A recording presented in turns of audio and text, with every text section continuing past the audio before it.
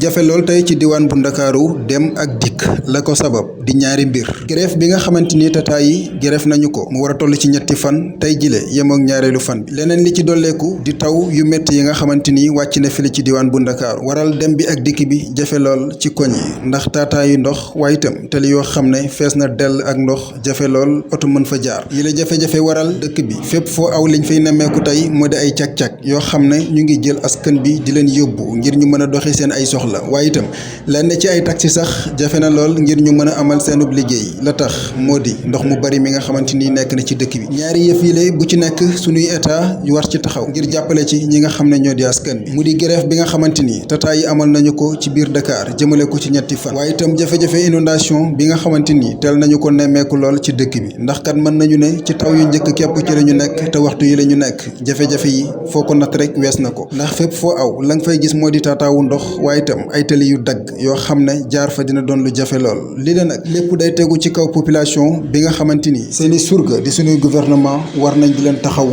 ngir lu ni mel bañ di tegu ci seen kaw.